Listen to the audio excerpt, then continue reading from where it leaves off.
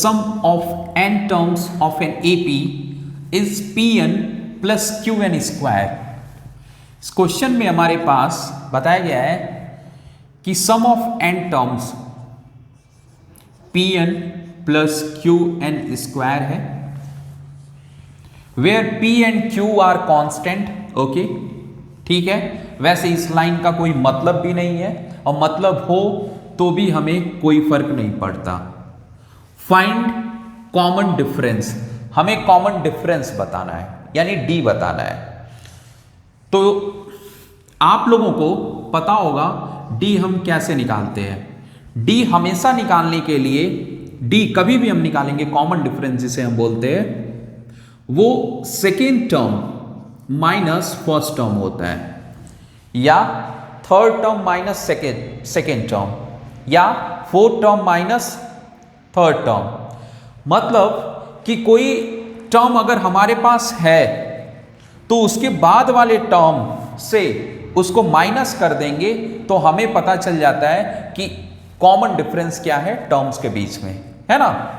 सो यहां पे वही चीज हमें बतानी है, और ये क्वेश्चंस किसी भी तरीके से पूछा जा सकता है। ये कोई जरूरी नहीं है कि सेम क्वेश्चन आए, लेकिन क्वेश्चन में सम ऑफ n टर्म्स देगा और पूछेगा कॉमन डिफरेंस। ओके, बस इसका मकसद है कि आपको कॉमन डिफरेंस पूछा जाए, और आपके सामने जो दिया गया है ये सम ऑफ n टर्म्स दिया गया है।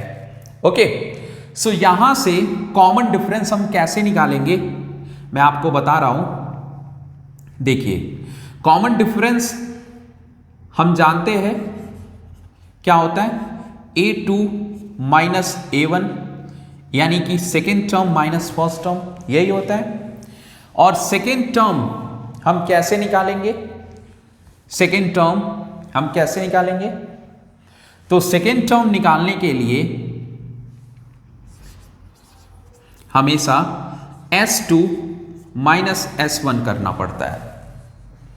सेकेंड टर्म निकालने के लिए sum of two terms minus sum of one terms, यानी फर्स्ट टर्म्स। ओके, सो ये जब आप करेंगे तो आपको सेकेंड टर्म पता चलेगा। सो इसमें अब आपके पास गिवन है Sn, अब n की जगह 2 रखिए तो A2 निकल जाएगा। देखिए यहां पे रखिए 2 इसकी जगह पे, यहां n की जगह, तो 2p प्लस यहां पे 2 रखेंगे तो 2 2 जा 4q। ओके, ऐसे लिख ले ताकि 9 ना लगे आपको। अब S1 तो n की जगह 1, सो p, अब यहां माइनस आने की वजह से ये भी माइनस हो जाएगा, सो माइनस q। देखो है क्या, 1 यहां पे रखोगे तो 1 का स्क्वायर 1 और मल्टीप्लाई होगा तो ये नंबर आ जाएगा। अब देखो 2p में से p गया तो कितना बचा p, एंड 4q में से q गया तो प्लस 3q। ये हो गया आपका A2। Got it. अब हमें बताना है A1।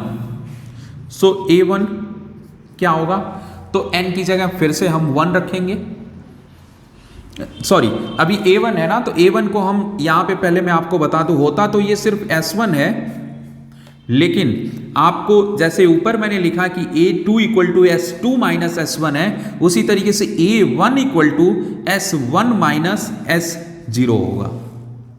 तो ये इसकी कोई वैल्यू होती नहीं, क्योंकि 0 आप रखोगे तो ये कंप्लीट 0 हो जाएगा, है ना।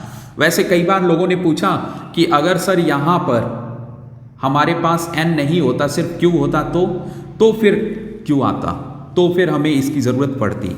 सो यहां पे मैं लिख करके मैं दिखा दे रहा हूं कंप्लीटली, ताकि आपके साथ अगर ऐसा कभी हो तो प्रॉब्लम ना हो।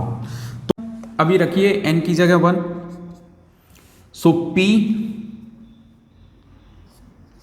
1 की वजह से, मतलब यही टर्म सेम टू सेम आएगी S1, और प्लस यहां बस माइनस नहीं आएगा, प्लस आएगा। ओह, बहुत सारी चीज़ों का आपको ध्यान रखना पड़ेगा, माइनस और इन सब चीज़ों का। ओके, सो यहाँ पे S0, तो ये p इंटू 0 यानी 0 और ये माइनस में, सो 0 ये भी। सो बचा क्या अपने पास p प्लस क्यू। सो ये हो गया अपना a1। अब देखो अपने पास a1 पता है, a2 पता है, अब कॉमन डिफरेंस निकालते हैं हम यहाँ से। So common difference d equal to a2 minus a1 और a2 है p plus 3q minus p, और माइनस आने की वजह से ये प्लस माइनस हो जाएगा, सॉरी नॉट 3। देखो अब p प्लस 3q हो गया, अब ये लिखेंगे, so minus p and minus q। So p से p cancel and 3q minus q is the 2q। So common difference हो गया 2q। ओके, सो क्वेश्चंस इंपॉर्टेंट है और इससे रिलेटेड क्वेश्चंस पूछा जा सकता है, तो आप इसको ध्यान से आप करिए।